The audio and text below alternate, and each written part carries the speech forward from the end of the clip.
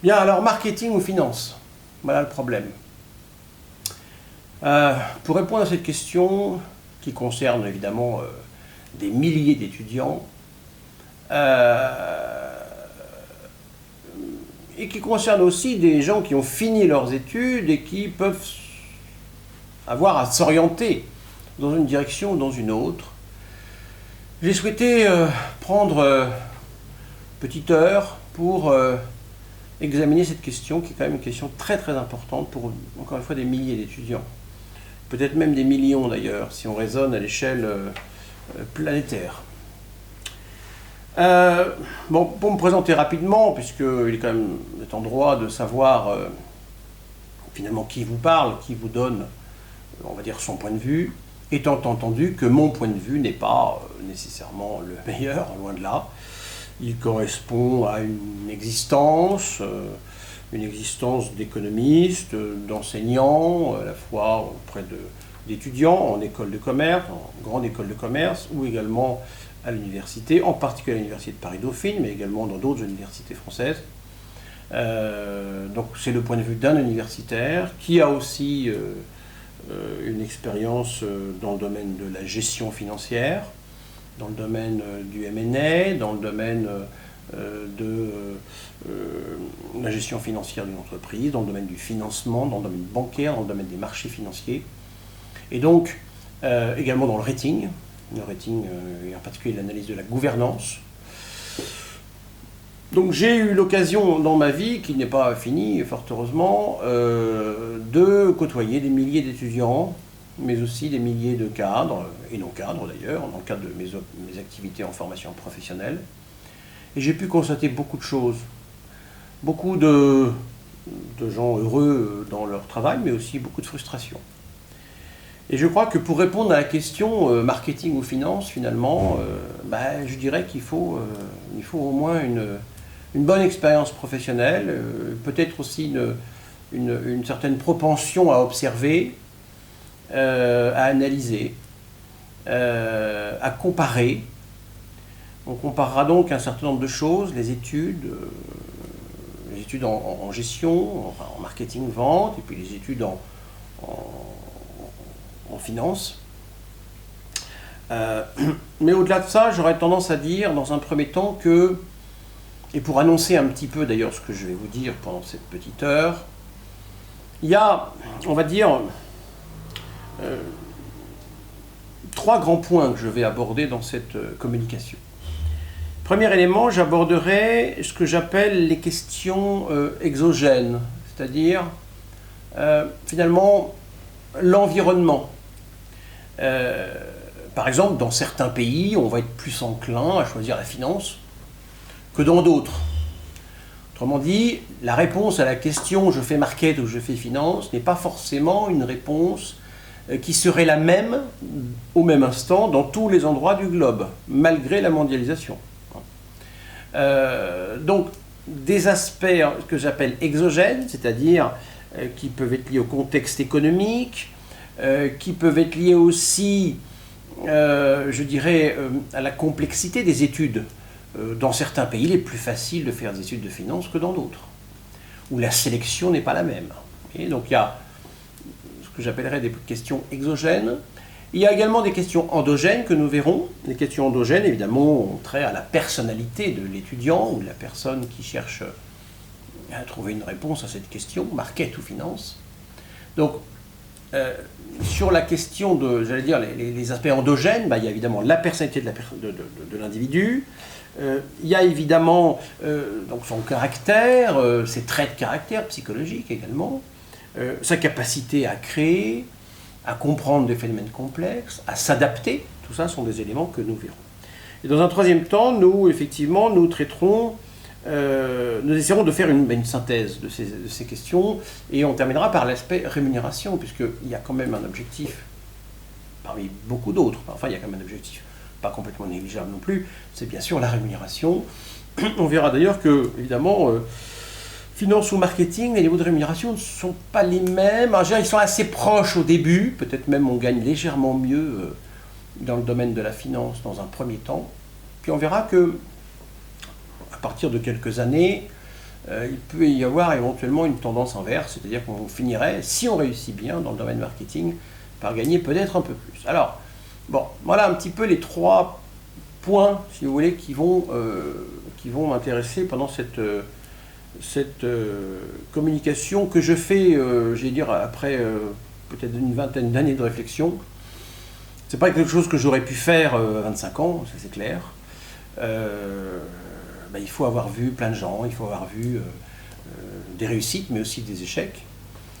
Il faut avoir soi-même, d'ailleurs, j'allais dire, connu des échecs et des réussites pour éventuellement avoir une opinion, je dirais, pas trop mauvaise, pas trop erronée, si vous voulez, de cette question difficile, qui concerne des milliers, encore une fois, d'étudiants à travers le monde, peut-être des millions d'ailleurs.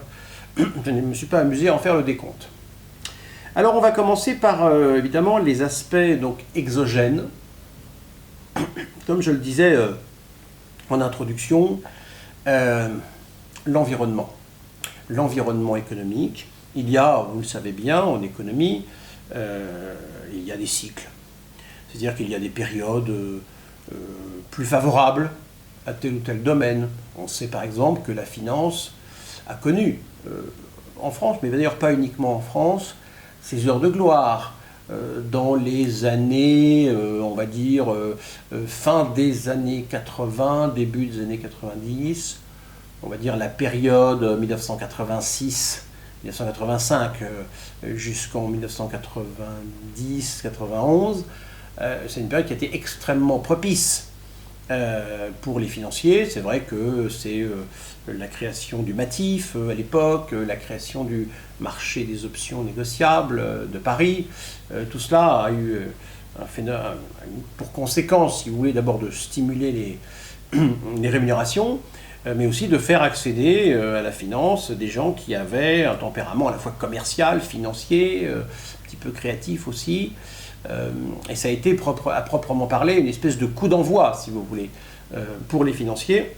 On se souvient qu'à cette époque, les étudiants qui avaient fait le fameux DESS 203 à l'époque, qui est maintenant Master 2, trouvaient des postes très bien rémunérés, très intéressants, chez Matif SA, au Monep, mais aussi dans les banques.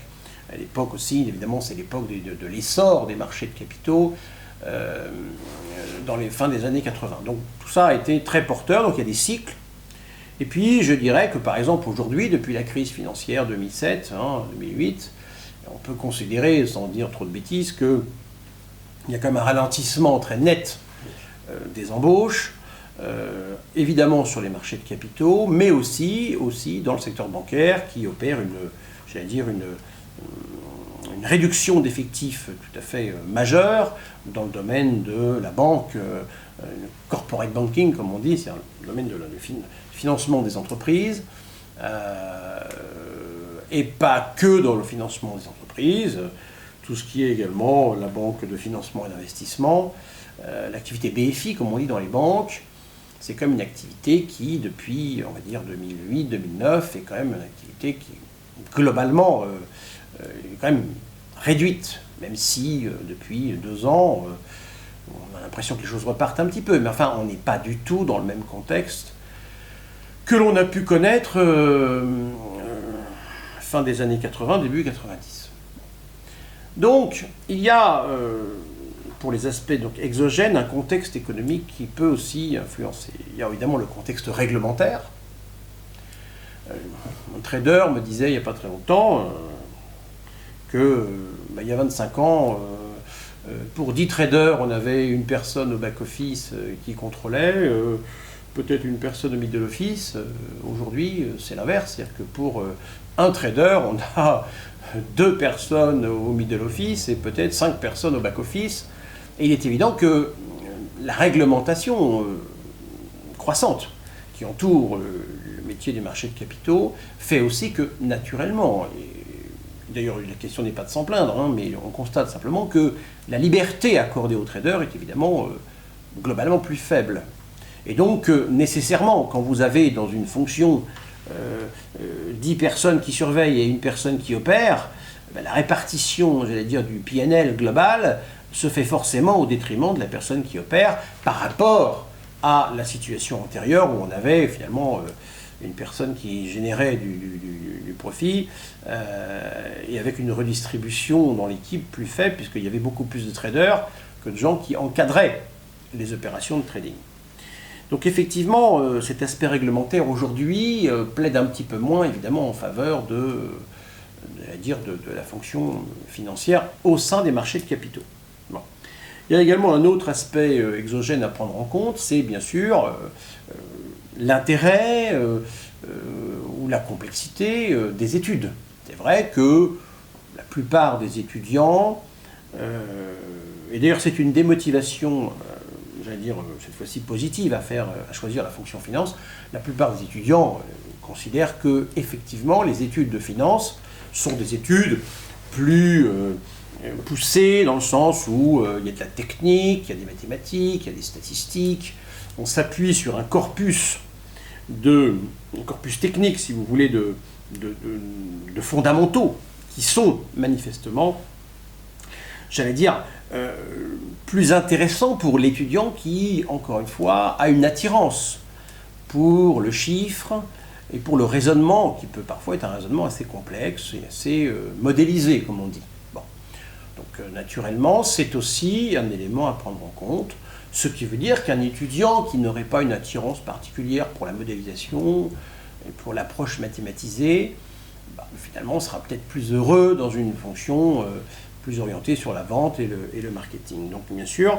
Alors, cela dit, il ne faut pas s'arrêter à cette question, parce qu'en réalité, j'allais dire, peu importe l'intérêt de vos études, si, bien qu'ayant fait des études fort intéressantes, vous veniez à ne pas vous épanouir dans vos fonctions qui viendraient après. C'est-à-dire que ce n'est pas les études et la qualité et l'intérêt des études qui doivent motiver votre choix. C'est bien entendu ce qui va suivre, c'est-à-dire votre fonction réelle après avoir terminé vos études. Donc c'est vrai que les étudiants disent souvent que les études en finance sont plus poussées, plus modélisées, plus structurées, et que suivre un cours d'économie, un cours de finance, c'est quelque chose qui est plus formateur. On en ressort avec un savoir, j'allais dire, pratiquement tangible. Bon. Ce qui, en effet, est peut-être un petit peu moins le cas pour le marketing et la vente, puisque c'est vrai qu'en marketing, en vente, les enseignants relatent des théories, mais qui sont quand même un petit peu plus simples que la théorie financière, que l'ensemble des théories financières, mais ils relatent aussi des expériences. Et c'est en cela aussi que les enseignants de la fonction marketing vont apporter une richesse et contribuer au savoir marketing. Donc, il faut également ajouter que beaucoup d'étudiants qui ont suivi des filières marketing trouvent que les cours peuvent parfois, si justement l'enseignant n'apporte pas cette dose d'expérience, ça peut être effectivement des cours qui peuvent sembler un petit peu moins, on va dire, apporteurs, contributeurs de savoir, et donc qui pourraient éventuellement lasser un certain nombre d'étudiants qui ne trouveraient pas leur compte, j'allais dire leur compte technique, dans ces apports, on va dire, académiques. Bon. Ça, c'est un élément qui doit être dit.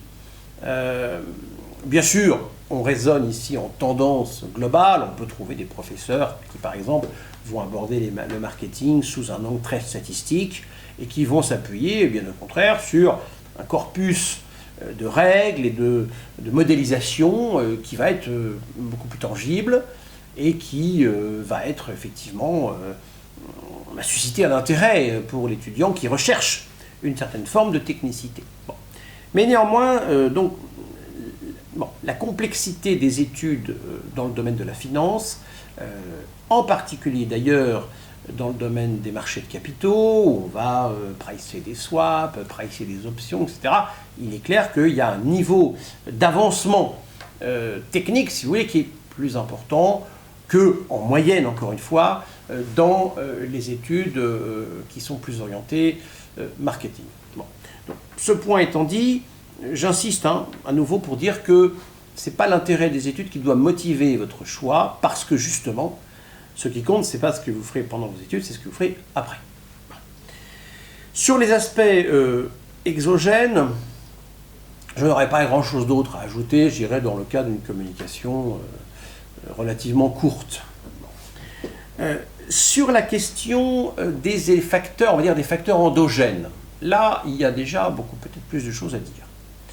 Bon, j'ai côtoyé des financiers, à la fois en salle de marché, en direction financière, et des vendeurs, et des gens de la fonction marketing. C'est vrai que toutes les personnalités ne sont pas équivalentes. C'est-à-dire que quelqu'un qui, par exemple, a une certaine prédilection pour la communication, pour le fait de convaincre autrui, par exemple pour acheter un produit, pour l'idée aussi de comprendre un petit peu mieux, de comprendre les mécanismes sociologiques, on va dire, de comprendre la sociologie, de comprendre ce qui, par exemple, fera que tel produit va se vendre et tel autre moins bien se vendre, justement. Ça, ce sont des skills, comme on dit, hein, des compétences qui ne sont pas nécessairement à la portée de tous. Donc quelqu'un qui aurait une certaine propension à l'expression orale, une certaine propension à analyser ces aspects sociologiques, a probablement plus sa place dans une fonction marketing que dans une fonction purement, j'allais dire, technique. Comprendre le cycle de vie d'un produit, anticiper les tendances, anticiper les modes, c'est évidemment quelque chose qui demande une connaissance sociologique, une capacité d'observation, une capacité analytique. Et bien sûr, apprendre à ressentir l'humain, à ressentir ses désirs, à ressentir ses peurs, ses frustrations, etc. C'est quelque chose qui est une extrême richesse, qui est très intéressante, quelque chose de très intéressant, mais qui ne fait pas appel aux mêmes qualités, bien sûr, que l'idée de découper un modèle, de comprendre des paramètres d'un modèle ou d'analyser un bilan et un compte de résultat d'une entreprise. Autrement dit, la personnalité, votre personnalité, est probablement un des éléments les plus importants. Alors c'est vrai qu'à 20 ans, 22 ans, se connaît-on vraiment ? Si je prends mon cas personnel, puisque c'est quand même aussi un élément qui fonde ma réflexion, lorsque j'avais l'âge que vous avez probablement en m'écoutant, je savais que j'étais pas trop, pas trop inapte à vendre, à communiquer, mais je savais aussi que j'avais aussi une certaine propension à bien comprendre aussi les phénomènes complexes et à une attirance pour la modélisation mathématique, une attirance pour le chiffre. Et ce qui fait que je me suis naturellement tourné vers le chiffre, puisque j'ai fait une maîtrise de gestion, puis un DEA, et puis un doctorat en économie. Donc je me suis, laissé un petit peu porter par peut-être quelques facilités dans la technique sur la question des chiffres. Bon, maintenant, j'avais aussi cette capacité à vendre et à convaincre, en tout cas je le pensais, et c'est vrai que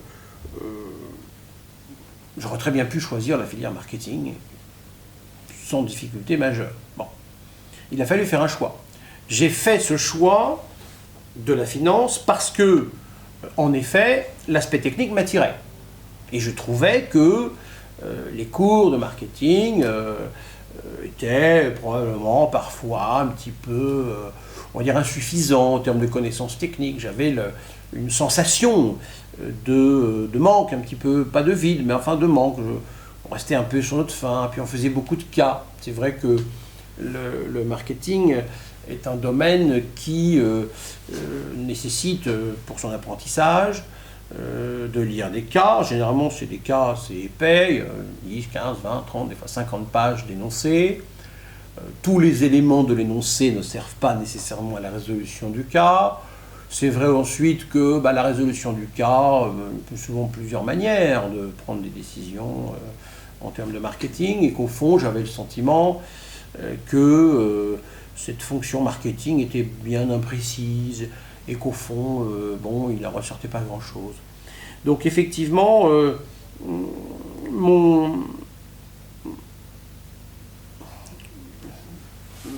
ma psychologie m'orientait naturellement vers la finance.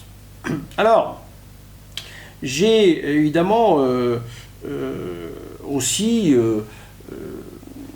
d'autres, je pense qu'il y a d'autres qualités à prendre en compte. Il y a bien sûr la créativité. Il y a des étudiants qui sont plus ou moins créatifs. Bon, c'est ni bien ni mal, la question n'est pas là, mais c'est vrai que si on est très créatif, on peut bien sûr créer des modèles mathématiques nouveaux.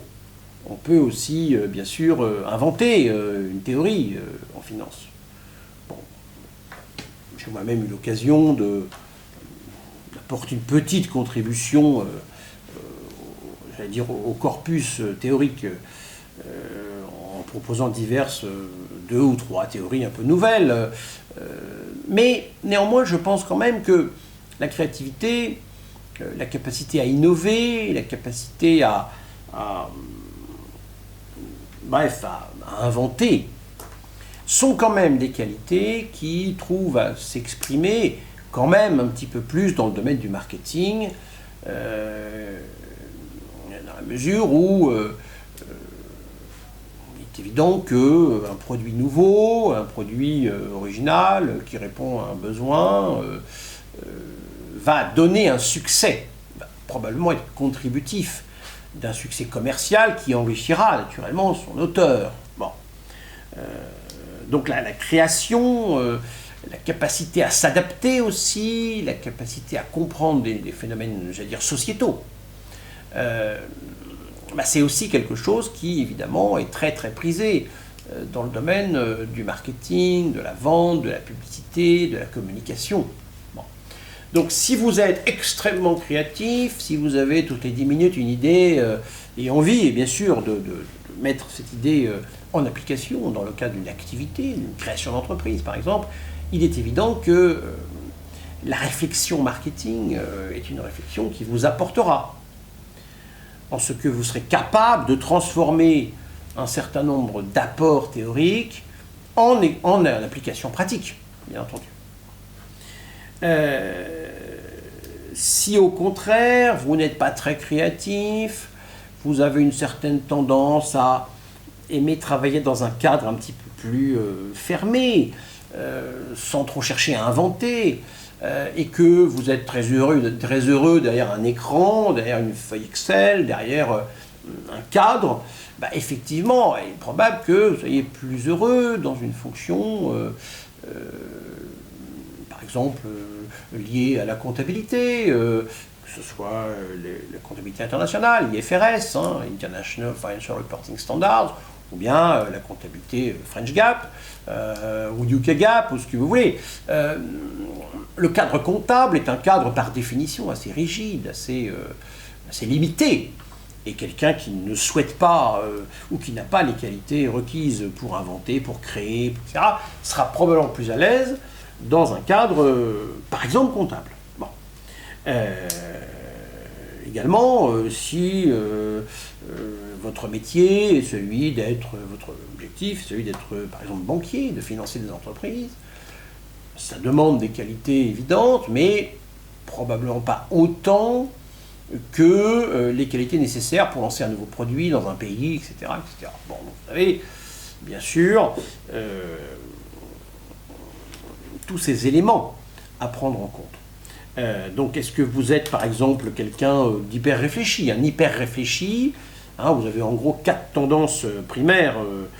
Vous avez le type réfléchi, le type expansif, le type autoritaire et le type coopérant. Voilà, ces 4 tendances primaires de l'individu que nous allons aborder un petit peu vont évidemment vous aider peut-être à mieux choisir. Alors, effectivement, donc, ces 4 tendances, donc on va commencer par la première tendance, la tendance réfléchie. Les personnes qui sont plutôt, j'allais dire, porteurs de cette tendance sont des gens qui, en général, ne prennent pas de décision après avoir mûrement pesé le pour et le contre. Ce ne sont pas des gens qui sont dans la précipitation décisionnelle. On va retrouver la plupart d'ailleurs des étudiants qui ont d'assez bons résultats, sont plutôt des gens réfléchis, qui sont heureux dans l'analyse, dans l'observation, dans la comparaison. Évidemment, ce sont la qualité, cette qualité-là est nécessaire, alors, évidemment dans la fonction financière, probablement dans la fonction marketing aussi, puisqu'il faut peser le pour et le contre, les avantages d'un produit. Bon, peut-être un peu plus dans la fonction financière, parce qu'elle est peut-être un peu plus complexe, d'un point de vue purement technique. Bon. Deuxième tendance, la tendance par exemple à l'expansivité. Donc l'expansif, lui, par nature, c'est quelqu'un qui aime montrer, qui aime un petit peu déborder. C'est quelqu'un qui est dans l'art de la conviction. C'est-à-dire qu'il va chercher à convaincre, à vendre. Naturellement, le bon vendeur est souvent, pas toujours, mais souvent expansif. Donc effectivement, si vous êtes plus expansif, plus dans l'art théâtral, naturellement, vous êtes peut-être probablement un petit peu plus orienté vers quelque chose qui tournerait autour de la vente, et donc peut-être après du marketing. Encore que certains grands financiers sont aussi des grands communicants qui ont cette capacité de conviction. Bon. Troisième tendance, la tendance à l'autoritarisme. L'autoritaire excessif, évidemment, celui qui se complaît dans l'ordre donné aux autres, dans la direction d'un groupe. Souvent, il est leader, souvent carriériste aussi. Hein. Donc, effectivement, si vous êtes plutôt dans cette configuration, peut-être que la fonction marketing vous ouvrira plus de plaisir parce que, par définition, vous allez emmener une équipe, vous serez peut-être à terme dans une logique de direction commerciale, générale, alors que la fonction financière est une fonction plus technique. J'allais dire que vous êtes un peu seul face à la règle, face à votre ordinateur, et probablement que si vous êtes en effet dans une logique d'expansivité, vous allez peut-être être un petit peu moins heureux dans la fonction financière. Enfin, le dernier type, c'est le type coopérant. Donc, typiquement, en effet, la personne coopérante se complaît dans l'idée d'aider les autres, va travailler dans l'humanitaire, dans l'aide sociale. Là encore, je dirais que c'est pas très évident. On ne peut pas dire que ce critère soit très, très discriminant en termes de choix et d'orientation. Autrement dit, si on doit résumer les aspects endogènes de la question, oui, votre personnalité évidemment est très importante.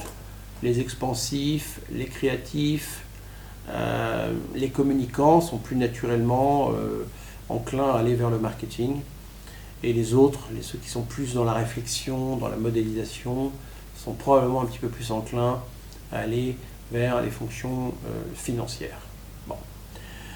Encore que dans les fonctions financières, on peut distinguer la banque, l'assurance, l'expertise comptable et les postes de direction financière. Je dirais que dans les postes, j'allais dire les marchés de capitaux ont besoin de traders et de vendeurs. Les vendeurs sur les marchés de capitaux ont parfois une petite tendance à l'expansivité parce qu'ils doivent convaincre l'acheteur d'acheter le produit justement. En M&A, en fusion-acquisition, mergers and acquisitions, on a aussi besoin de gens capables de négocier, capables de mener des due diligence, capables d'emmener une équipe de techniciens avec un certain objectif qualitatif in fine et quantitatif. Mais il y a aussi des qualités importantes pour les traders, plutôt pour la partie marché de capitaux, ce qu'on appelle la partie sales, c'est-à-dire les vendeurs, ils ont parfois des qualités qui peuvent assez ressembler aux qualités des marketeurs. On a vu donc les aspects exogènes, on a vu les aspects endogènes, on va terminer par probablement ce qui est peut-être plus important encore, c'est au fond quel plan de carrière, c'est-à-dire quelle évolution le marketing peut-il vous offrir par rapport à la fonction financière.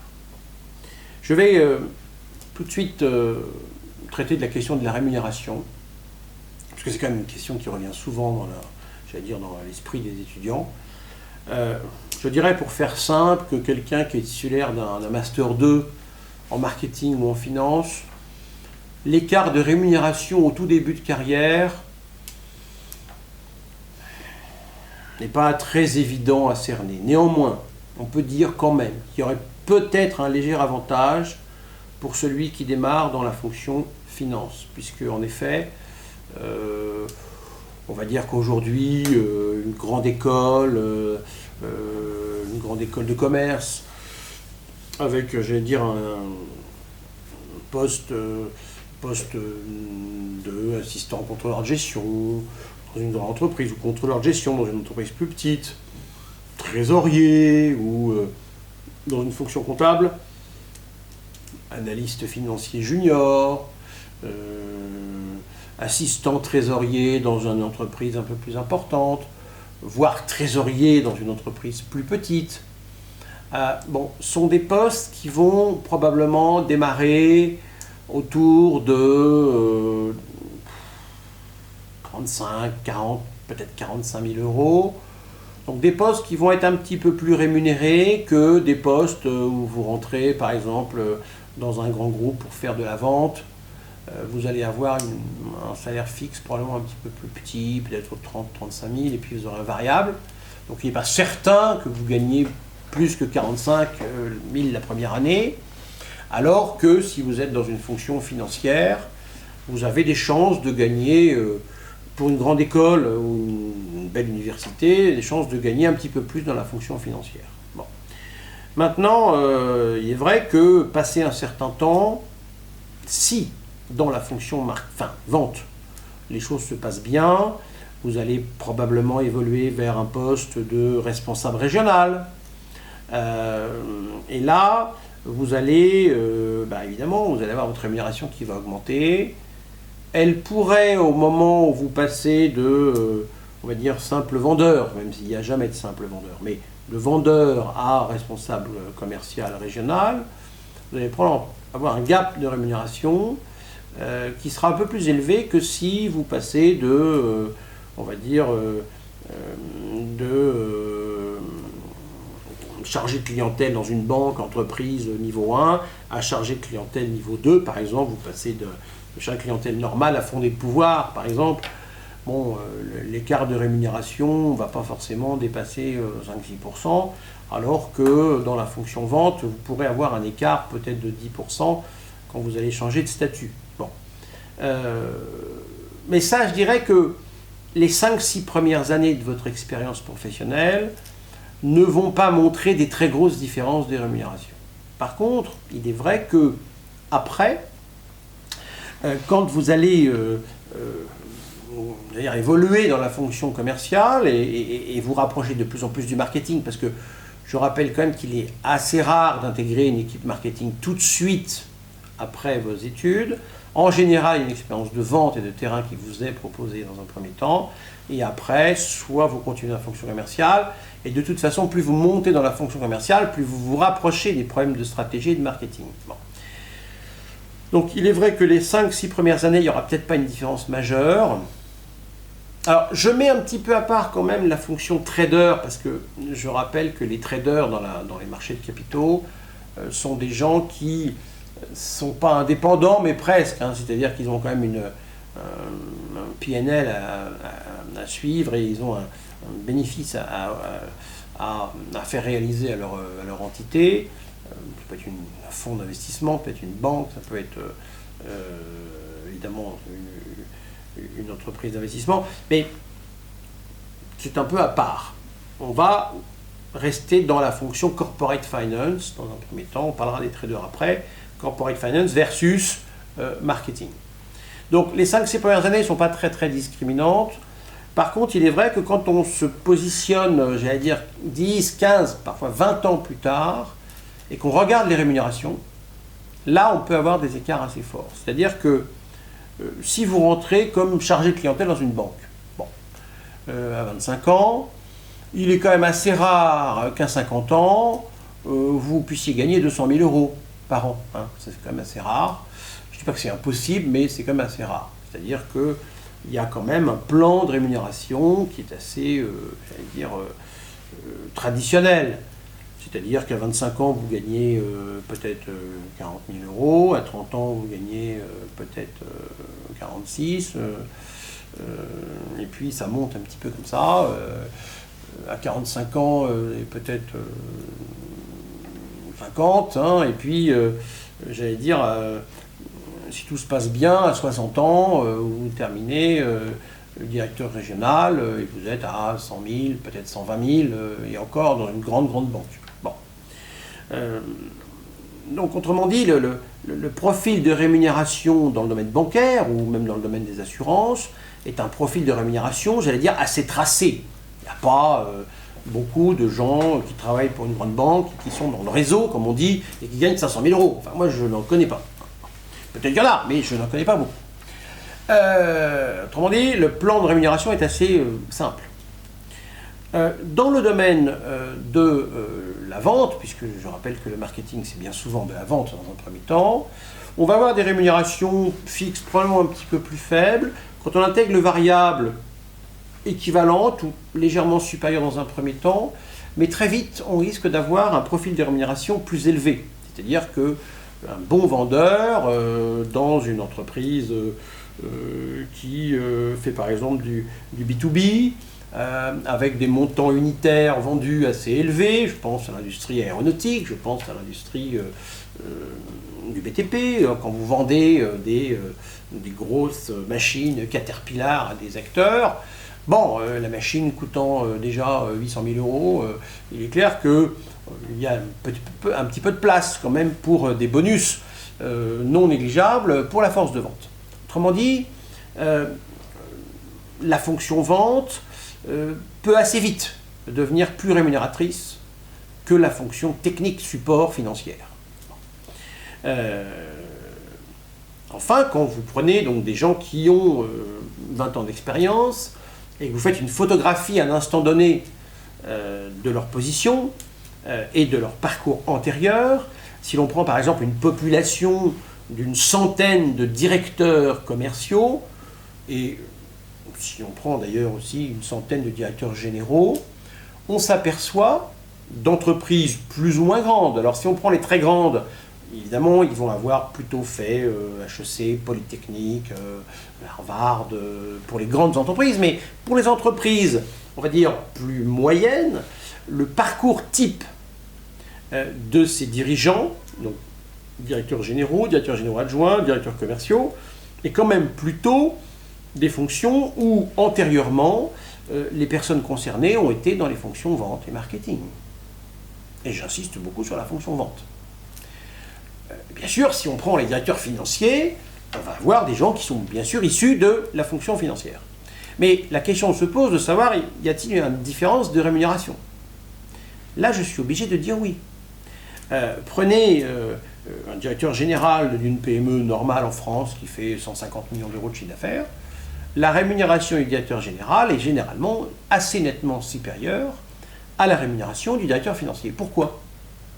Tout simplement parce que la direction générale englobe aussi la direction financière, que le directeur général est supérieur au directeur financier, que la direction financière est une fonction support, et que c'est une fonction support très importante, puisqu'elle conditionne évidemment le financement de l'entreprise, mais elle n'est quand même pas à la hauteur de la direction générale qui englobe la fonction financière, mais évidemment traite de la stratégie, des alliances, du marketing, de la vente, des ressources humaines, de l'informatique, bref.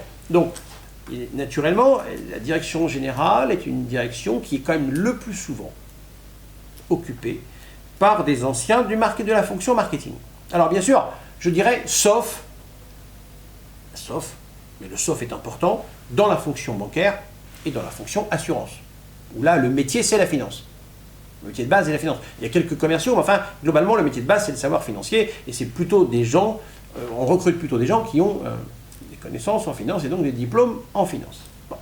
Mais si on prend l'entreprise non financière, non assurance, là, les choses sont inversées. On a des profils de direction générale qui viennent quand même beaucoup plus de la vente et donc un peu du marketing. Bon. Et les rémunérations ne sont pas les mêmes. C'est-à-dire que si on raisonne en grande masse, il n'est pas rare de voir un directeur général payer 2 fois plus que le directeur financier.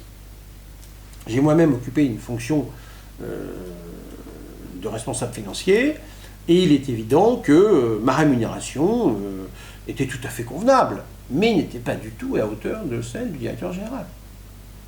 Et c'est normal, d'accord ?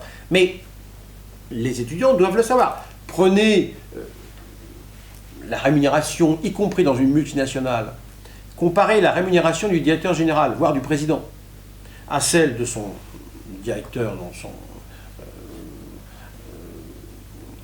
prenez donc le Chief Executive Officer et vous prenez le Financial Controller, le directeur financier, bien sûr, on a des écarts très substantiels. Vous prenez par exemple les grandes sociétés du S&P 500 ou même du CAC 40, vous pouvez très bien avoir un président rémunéré 10 millions d'euros par an, et le directeur financier peut être payé 2-3 millions. C'est-à-dire que vous voyez bien qu'il y a un rapport pratiquement de 1 à 2, de 1 à 3 entre le directeur financier et le directeur général. Et c'est comme ça. Alors pourquoi ? Tout simplement parce que la fonction financière dans l'entreprise est une fonction support. C'est une fonction importante, c'est une fonction, si vous voulez, indispensable. Mais demain, si je suis président d'une société et si je ne suis plus d'accord avec mon directeur financier, je lui dis que je ne suis plus d'accord avec lui, il prend la porte. Et donc je retrouverai un autre directeur financier qui sera compétent aussi en IFRS, qui sera compétent dans son domaine. Par contre, si je suis actionnaire d'une entreprise et que j'ai besoin de nommer un président qui ait des compétences techniques dans un secteur, mais qui soit également compétent en termes de stratégie, si je souhaite qu'il fasse des fusions et acquisitions, si je souhaite qu'il soit un leader, si je souhaite qu'il soit capable d'impulser évidemment une nouvelle dimension à la force de vente, vous comprenez bien que je ne suis pas du tout à la recherche de la même chose. Dans un cas, je cherche un technicien de la fonction financière. Dans l'autre cas, je recherche un leader, un bâtisseur, quelqu'un qui a une vision stratégique à long terme du domaine économique dans lequel je suis implanté. Autrement dit, vous comprenez bien qu'on ne peut pas rémunérer de la même manière ces deux profils. Donc, si, pour répondre à cette troisième question, troisième bloc, on s'intéresse à la rémunération, eh bien oui, il y a des différences. Il y a des différences majeures. J'avoue quand même que j'aurais bien aimé que l'on m'expliquât ces différences quand j'avais 25 ans. Il y a 25 ans, on disait vous êtes bon en finance, vous êtes bon en modélisation, vous êtes un peu scientifique, ne réfléchissez pas, engagez-vous dans la fonction financière. C'était d'ailleurs très juste, d'un point de vue des compétences. C'était une réflexion assez logique. D'ailleurs, on sélectionnait, les meilleurs faisaient finance. Et puis, je me souviens qu'à cette époque, ceux qui n'étaient pas les meilleurs en termes de résultats universitaires allaient plutôt dans la fonction marketing, parce qu'elle était plus ouverte, finalement. Bon. Aujourd'hui, qu'est-ce qu'on constate ? Eh bien, quand on prend une population de 100 étudiants qui ont fait la fonction marketing il y a 25 ans, effectivement, ils ont commencé par la vente, ce qui pour nous d'ailleurs n'était pas très valorisant à l'époque. On disait, le vendeur, finalement, il se promène avec sa petite mallette, n'est-ce pas, et puis il va convaincre les clients. On trouvait que ce n'était pas nécessaire d'avoir fait 6-7 ans d'études pour ça. Eh bien aujourd'hui, sur ces 100 étudiants qui ont choisi la fonction marketing-vente il y a 25 ans, en effet, on en retrouve quand même assez beaucoup. Probablement 70% qui sont aujourd'hui dans des fonctions de direction générale, au minimum de direction commerciale et assez souvent de direction générale. Et ils ont probablement aujourd'hui un niveau de rémunération qui est quand même globalement plus élevé que la moyenne des financiers qui étaient peut-être plus brillants scolairement à l'époque et qui finalement ont atterri à des postes de direction financière où ils sont très bien payés, ils ne se plaignent pas. Mais bien sûr, ils ne sont pas au même niveau que leurs petits camarades qui ont fait des fonctions marketing dans des écoles de commerce ou même dans des universités, mais qui ont choisi, eux, la fonction plus englobante, au fond, qu'est la fonction marketing, stratégie, etc., avec, encore une fois, une prime de rémunération attribuée à ceux qui ont véritablement une capacité à être leader, à impulser un mouvement positif à toute une organisation qu'est une entreprise, avec évidemment un objectif d'abord commercial. Je rappelle que sans clients, il n'y a pas dans beaucoup d'entreprises. Il ne suffit pas d'être bon en économie et en finance, il faut des clients, et bien sûr, le directeur commercial est là pour ça.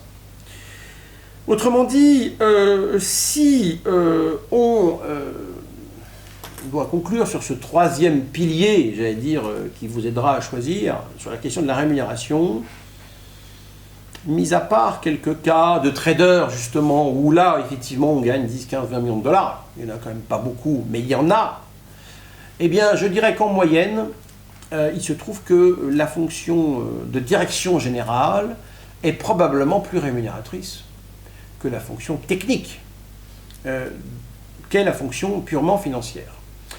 Alors, je mets à part quand même dans ces observations le cas de la personne qui, par exemple, est expert comptable et qui crée une entreprise d'expertise comptable. Bien sûr, pour faire ça, il faut choisir la fonction gestion financière, enfin gestion finance compta. Et là, mais il est bien évident que dans la fonction comptable, si vous créez un cabinet de comptabilité, vous avez évidemment un développement commercial à opérer, vous avez des fonctions d'organisation, des fonctions de direction générale, et que dans ce cas, ça revient à faire du marketing en réalité. Bon, en tout cas, au bout d'un certain temps. Autrement dit, si vous choisissez la fonction expertise comptable, vous êtes de facto chef d'entreprise à terme, et donc si vous choisissez la voie de l'expansion et de la croissance, vous aurez des problématiques marketing qui seront assez importantes, tout en ayant une casquette technique de comptable, que ce soit compta French Gap ou compta international.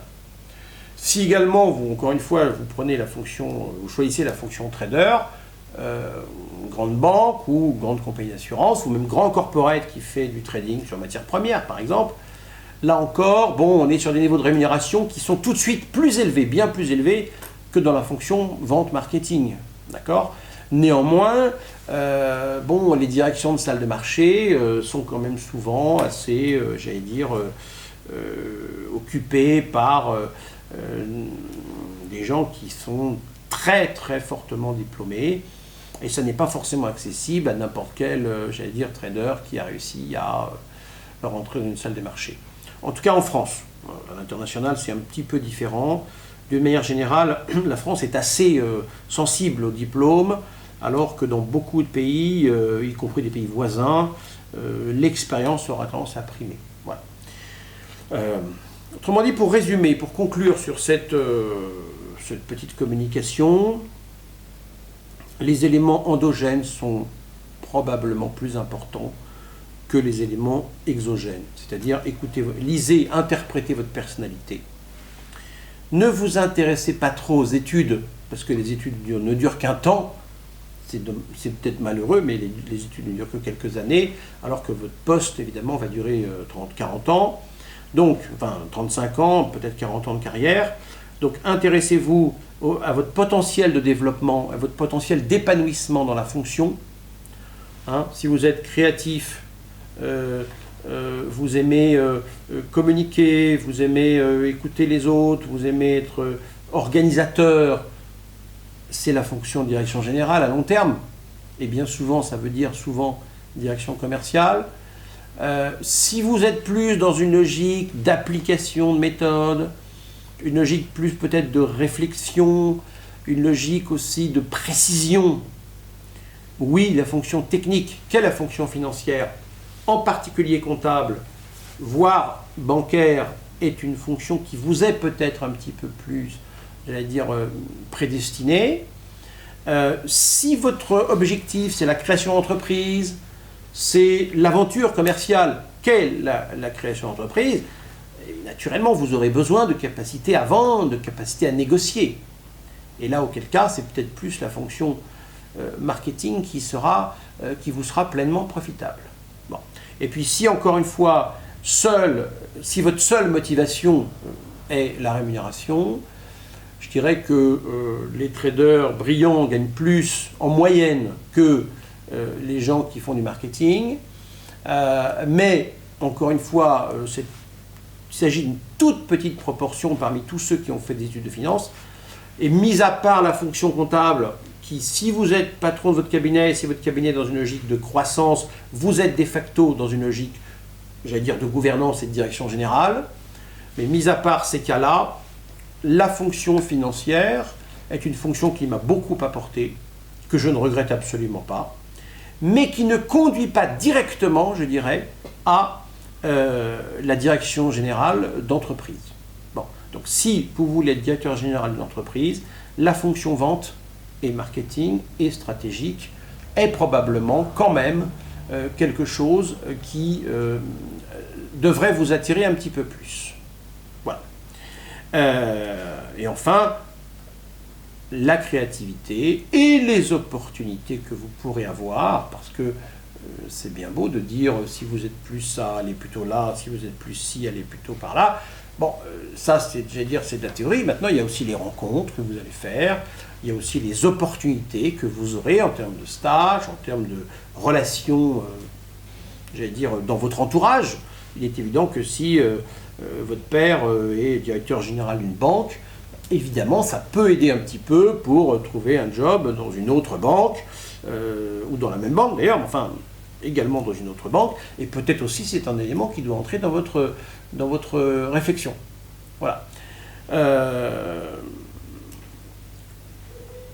Voilà en résumé ce que j'aurais tendance à dire, donc des aspects endogènes, à mon avis les plus importants, des aspects exogènes, et en conclusion, l'aspect rémunération. Il faut citer aussi, bien sûr, le cas des fonds d'investissement. Je rappelle que dans la fonction financière, on apprend à évaluer des entreprises, on apprend à opérer des due diligence, comme on dit, c'est-à-dire des audits d'acquisition. On apprend aussi à gérer un fonds. Et dans la fonction financière, finalement, on apprend aussi indirectement à gérer une entreprise, puisque quand vous faites des acquisitions d'entreprises pour le compte d'un fonds d'investissement, vous vous posez des questions évidemment financières, mais aussi des questions de stratégie, des questions qui ont trait à l'analyse d'un marché, en particulier bien sûr le marché dans lequel s'insère l'entreprise dont vous faites l'acquisition des titres. C'est-à-dire qu'on voit bien que le fonds d'investissement est aussi en fait un lieu où s'opère une forme de regroupement des fonctions, des fonctions techniques. C'est-à-dire que vous avez à la fois une logique bien sûr juridique, une logique financière, une logique marketing. Donc c'est vrai que l'opposition traditionnelle market-finance est déjà nettement plus floue et qu'il existe donc des domaines d'activité, je pense en particulier au fonds d'investissement, où là, finalement, le choix marketing-finance est peut-être un petit peu plus flou, étant entendu que l'immense majorité des gens qui opèrent dans des fonds d'investissement est une population constituée de financiers. De financiers, j'allais dire, d'origine, c'est-à-dire de gens qui ont une activité, qui ont une formation dans le domaine de la finance. Autrement dit, pour résumer un petit peu notre propos, vous avez bien conscience que ce sont les éléments endogènes qui vont primer, et que, en effet, la rémunération est aussi un élément qui va entrer dans dans les différents paramètres, mais entrer de manière assez significative dans les différents paramètres que vous allez devoir manipuler pour faire un choix. Voilà. Voilà en résumé ce que l'on pourrait dire. Alors, ce que j'ai dit là, évidemment, ça n'est pas en faveur ni des financiers, ni des marketeurs. Je dirais que c'est tout simplement à la lumière de ce que j'ai pu rencontrer moi-même, des témoignages aussi que j'ai reçus, naturellement. Donc ne vous fiez pas uniquement à ce que je dis, parce que ce que je dis est le résultat d'une expérience, et non pas de 1000 expériences, mais d'une expérience et d'un prisme de lecture, qui est le mien. Allez voir d'autres observateurs, d'autres enseignants, d'autres acteurs de la vie économique, mais écoutez quand même votre écoutez votre petite lumière, vous savez, qui vous dit parfois où il faut aller et où il ne faut pas aller. Et considérez que, au fond, l'univers scolaire, l'univers universitaire, n'est pas véritablement le lieu où il faut faire un choix d'études, mais faites le choix de ces études, le choix de cette filière, à la lumière de ce que vous allez retirer de l'expérience des autres qui sont déjà en poste. Donc ne vous fiez pas, j'allais dire, à vos profs. Finalement, vos profs ne doivent pas véritablement vous éclairer. Vos profs vous donnent un éclairage technique, mais un cours de finance n'est pas finalement n'est pas un film de la vie dans une entité financière, pas plus qu'un cours de marketing ne vous aidera à comprendre ce qu'est le lancement d'un produit in vivo dans une entreprise. Et c'est vrai que si les cours de marketing peuvent parfois paraître un petit peu, on va dire, un peu longs, quand il s'agit de lancer un produit sur un marché en se posant des questions à la fois sociologiques, psychologiques sur l'individu qui va être consommateur ou pas, ben là on se pose des questions qui sont extrêmement complexes et on a besoin de se livrer à une réflexion qui est, j'allais dire, tout aussi riche que la réflexion qui va être nécessaire à la compréhension d'un phénomène financier complexe. Vous voyez, bon. Autrement dit, j'aurais tendance à dire, pour conclure, que marketing ou finance sont en réalité deux voies différentes, mais qui, au bout d'un certain temps, peuvent finir par se rejoindre. On peut en effet être créateur d'entreprise et faire du marketing après des études évidemment de finance.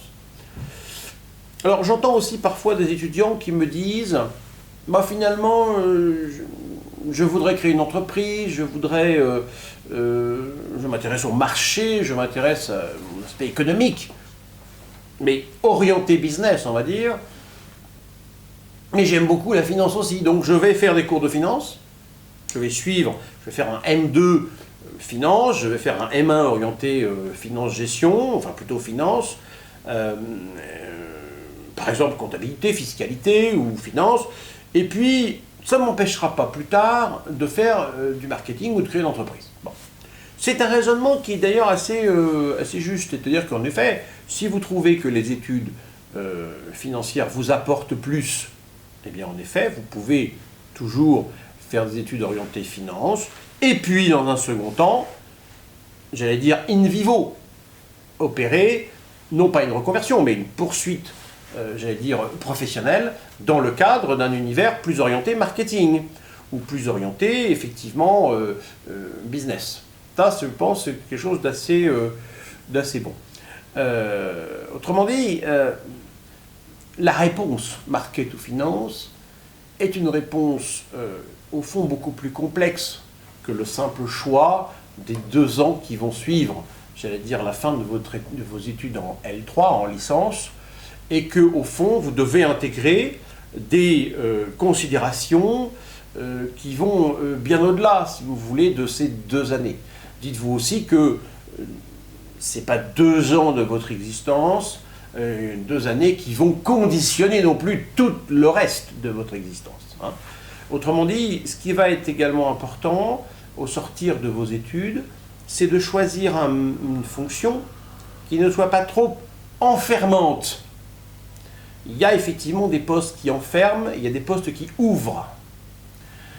Clairement, si vous rentrez dans une fonction strictement comptable, vous avez tendance à vous enfermer dans un domaine.